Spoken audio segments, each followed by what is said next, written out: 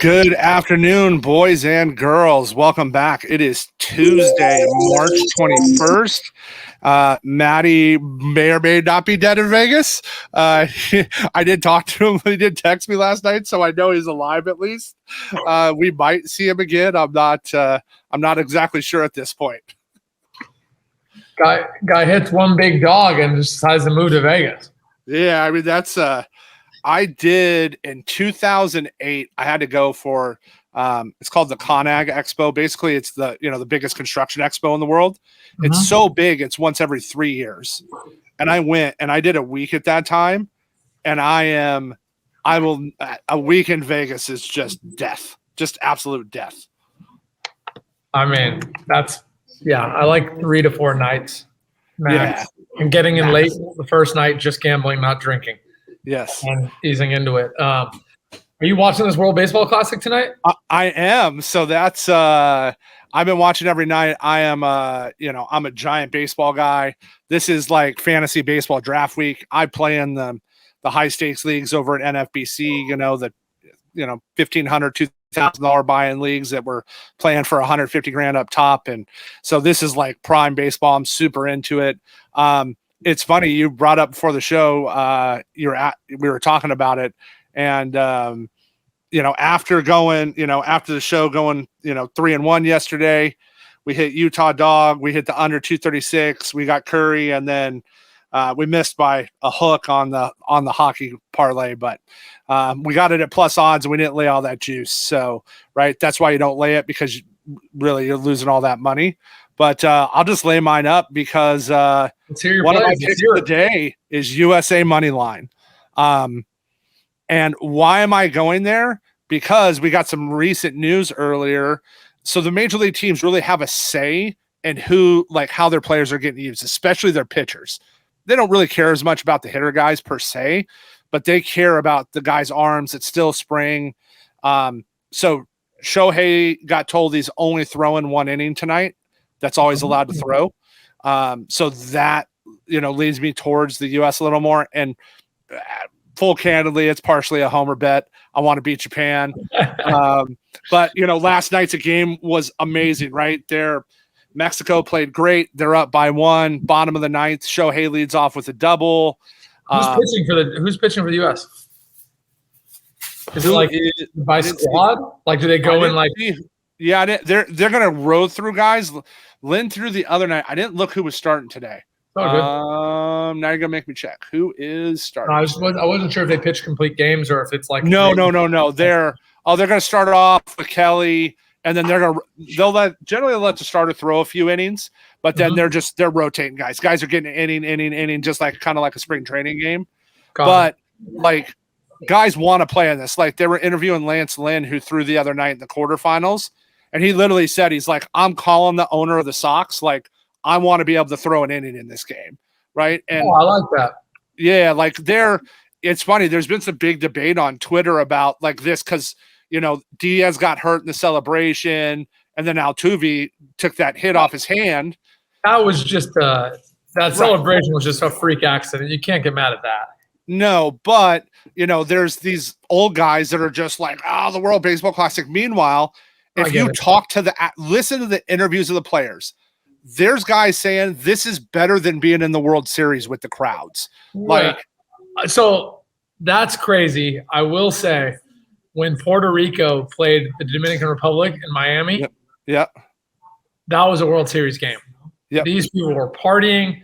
They were dressed head to toe, and they're like, I think they did it right, splitting it up by.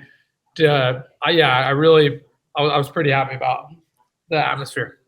Yeah, it's been that way, right? And it's just been huge. Like, I think it's really good for baseball. Listen to the guys; they'll tell you there. So I'm on the U.S. tonight. The line split 125 each way. It should be a good game.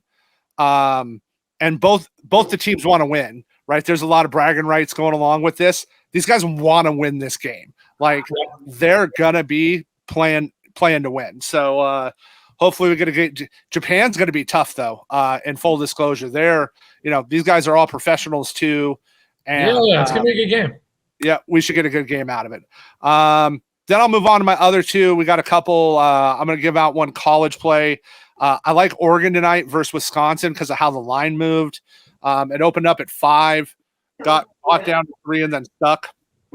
And this Oregon, if the real Oregon team shows up, they lose by 20 to Wisconsin. The line's there because Oregon should have been in the big dance. They played terrible the last 2-3 weeks of the season. Oregon should win this pretty handily, but I like where the money is because I'm getting it at plus 100. And then tonight I got an NBA prop for everybody. Naji Marshall with the Pelicans, over 6.5 points. He's hit this in 5 straight. He's getting a bunch of usage here at the end of the season. So this is right. This is where we can take a little bit of advantage of the books on props because their lines based upon their seasonal usage. And sure, they're modeling it, but right, there's all these props a day, and the lineup stuff is wild right now. If you're watching, lineup locks and who's in and who's out and who's playing and who's not, right? You got teams full on tanking right now, like the Pacers and the Pistons. So you got to watch that. So some of these will open up, and during the season, that was the right line for Naji. This should be about 8.5 tonight. So we're going to take advantage of that line. I like it. And then we'll jump into my picks. I'll keep it simple too. I do a dog of the day. I'm not gonna lie. I don't like this play, but there is value on it. It's Brooklyn +4. It's an ugly game, ugly line. You obviously want to be getting Brooklyn +4 or 5.5 there, but the way the money distributed, Brooklyn's the play. The line locked in, even with 70% of the bets on Cleveland. Cleveland's going to be a public play. So Brooklyn +4. I got -104. Don't love that. Like a little less, but that's fine. And the play I like more tonight, Carolina versus the Rangers. We're talking hockey. Carolina Rangers over 6. I got +105. I also like the team totals in this game. Don't like them enough. Didn't have value on it. But when you like both team totals and there's no value, but then you get +105 on the over, it's just me getting what I feel like is the same bet at plus money odds instead. I think the team totals were in the -120 range. So huge swings. And then last but not least, Trev, before I let you go, who you got winning March Madness? I want to hear. Ooh. Madness. I want you all to get the likes up. Tell us in the comments, and we're going to cover each one of these. We'll be on 5 minutes covering everything. So, man, so I'll preface it with this. If UCLA was fully healthy, they'd be my team. Without a doubt. Right? If UCLA is fully healthy, I don't see them getting beat. So I'm on 2 here. I like Tennessee, right? They get Florida Atlantic here. They get what should be. So I had Tennessee with their point guard as ranked 1 overall in my power rankings, and I get hated on for that. Now they don't have the point guard. I get it, but I like Tennessee too. I like their value. I like their match. I can't get away from liking Tennessee. And I'll be honest, I like your boys, man. If they get by Alabama here, I like how I like the bracket set up the rest of the way who they match up against. So I want to say this, and I'm a homer. I went to San Diego State. I don't shut up about it. Best 4 years of my best 4 years, 6 years. But long story short, I did our power rankings, and I put them on Twitter for everyone to comment on, and I'll just rattle them off. I have Tennessee at 1 for the remaining teams. I have Houston 2, Bama 3, Zaga 4, UCLA 5, San Diego State 6. Now, that's a value bet. San Diego State winning this game, the points they're getting and where they stand right now, they're a value bet. And that's my homer bias. They did draw the perfect 2 first and second round matchups, and they're what they play, but I would say Bama again is not. I would say Houston's a better upset for them than Bama, but technically they match up well. Where I would hate them versus Gonzaga. So I got Gonzaga as my sleeper here too. I really do. You're getting 10-1 odds still. Yeah. And Bet Openly I think has it even more. I think it has plus 1,200. UCLA's banged up. 2 key injuries. Zaga's a dog to them. Right. That's the only reason you're getting. And I can see Miami taking out Houston. Houston's been Jekyll and Hyde this year, right? You don't know what Houston team's going to show up. And Miami's, look decent. The interesting game of this to me really though is that I'm interested to see how UCLA plays Zaga. I think that's going to be an interesting match. And right, I don't, right. I'm not on UConn. I'm not on Arkansas. I'm not on Kansas State. I'm not on Michigan State. Do you know who I think is getting disrespected a little? Is Miami. I agree. They were there last year. They're 60-1. I get they have to go through Houston. Not going to be easy.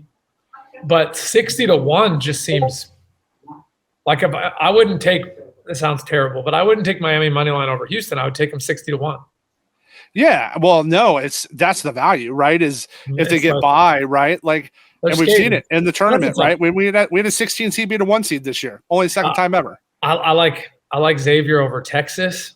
I have Xavier one higher, so I'll go through for everyone asking. Okay. After San Diego State, so I have San Diego State as the 6th ranked. Don't laugh. Again, it's defense efficiency, offense efficiency. It's a lot of things. I don't think San Diego State is better than every team below them. This is just a data power ranking. Right. I have UConn as 7th. Then I have Creighton. Then I have Xavier. Then I have Texas. Then I have Miami. Then I have Arkansas, Florida Atlantic, Michigan State. I have way down 3rd to last. The Izzo factor. Right. And not in this is just a mathematical ranking. K-State, I have 2nd to last to Princeton. So hate all you want. That's how you find value. I like these Vols. And if I'm taking some upsets, and like, again, we'll do this on Thursday, guys. Trev and I will both be back. But if I want to pick some seeds with you, just for like early games, I like. So I'll tell you an interesting money move to me is Arkansas. Did you see the money move on Arkansas? What did they beat it down to like 3 or 4? Yeah, it's on the over. Hold on, I'm looking at the wrong. Hold on, they got it down. Right now, yeah, it's down to 3.5. So, and that's crazy to me. Again, like, that's crazy to me. Right, just like that was the one that kind of like I looked at like, okay, everything else is pretty steady, right? Like nothing's really moved besides that game as far as like, and just for people out there understanding how Trevor and I think, I just want to explain something to you. UConn is 8-1 on the tournament. Arkansas is 45-1, but the money line is only ARC plus 140. That's what I'm trying to say when I look for value, guys. It's like, what? Plus 140. But plus 6-7x on it all. Now I get that. One game is not the same as the tournament, but I just don't think those variances should be that large. So that number was interesting to me. And all the money's on runs FAU. I'll give you all a boring favorite. I like Tennessee minus 5.5. That's my boring. I'm there. I don't see. I'll pull up my models here. I got and real quick while you do that, I gave out my boring favorite in Tennessee minus 5.5. If you're in a survivor, I like that pick a lot. If I had to give you a dog, I'd probably go Gonzaga over UCLA way more than K-State over Michigan State. I'm being serious, guys. I like the arc. I like the line movement. If you made me go one favorite, one dog today, it's Tennessee minus 5.5. It's Gonzaga money line. Yeah, I'm on that. I like so Zaga got bought up to 2.5 and went from 1.5 to 2.5. So I'm going to take Zaga in the 2.5. Again, if UCLA's healthy, it's just not even a question for me. But I like Zaga there on the value if you're making me going with that one. And I'm gonna ride the Miami train here if you're making me go the dog right now. Right? Like I'm gonna take those points with Miami, and really I'm probably gonna lay a quarter unit, half unit on the long shot odds of them closing it out. Yeah, no, I like it. I was sticking to Thursday, so again, we'll come back and we'll do the official plays, but these are just leans, guys. I haven't got enough line movement yet. I would go Tennessee and then Zaga money line. I liked how Zaga played. They looked resilient. Timmy's nasty. He wanted it more than anyone on the court. And then if I'm looking at Friday with Trev, That +7 on Miami's nice. Yeah, that's what. Yeah, I mean, I see it 7.5 some places. Yeah, and you hold out, you'll probably get that value. And then if I had to give you, man, I like a lot of dogs. Yep, I like Xavier too. I mean, give me Xavier in the points. Oh, Xavier money line. And now that I have you all live, I've asked this a few times and I haven't looked at Twitter. I tweeted it last night and I haven't gone back online today, so I'll go on after this. Tell me, guys, seriously, if Xavier wins and Michigan State, and I have no Big 12 teams in the Elite Eight, tell me that's not a good call. I looked up the math. Under 1% of brackets have no Big 12. How are people saying it's mid? 99 out of 100 people. That's the mid. I just told you I'm the 1% that has no Big 12. And I'm not there yet. UT might win. Kansas State might win. Yep. Moot point. But if that happens, you can't call me mid. You can't. I'm a 1%er. The 1%er. And there, and that's millions of brackets, right? That's not based over 1,000 or 5,000 people. It's a bunch. That's what I'm saying. So, well, guys, thanks for the show. I'll stay on TikTok Live for a minute just to answer any questions about March Madness. Let's recap our plays real quick. Trev, you go first. I'll go last. Okay. We're riding the USA money line today. Half value, half homer bet. I'm a baseball junkie. You'll see literally baseball plays for me every day during the season on props, especially. We like Naji with the Pelicans tonight, over 6.5 points. I also like his points assist line. The juice is just a little higher because he's hit it like 9 straight. His points assist is like 8.5. And then I like the Ducks over Wisconsin today because we're getting plus money. That line moved. They opened up as 5 favorites and then it pinned at 3. So I'm okay laying the 3 there.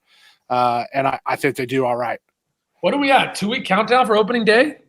Yeah, like it's the 30th. Not even that. Like, shit, 9 days. March? Yeah, opens March 30th. They got to stay in April. That's blasphemy. They got to get their asses in April. Yeah, it's March 30th because of the way the calendar works. It starts March 30th instead of April 1st. Like that, but that's okay. I thought April's baseball, but whatever. And then my plays, I'm hesitant, but the value's the value. I got Brooklyn +4, -104. I got Carolina versus the Rangers over 6 at +105. I like both team totals in that game. The team totals were -115, -120. So I put them together. Those are 2 plays. And that's that, my dudes. And then I'll stay on for 5 and I'll go through the March Madness. We'll get out of here, Trev. Cool. All right. Have a good week, guys. You too. Bye. Cool. All right. I'm done.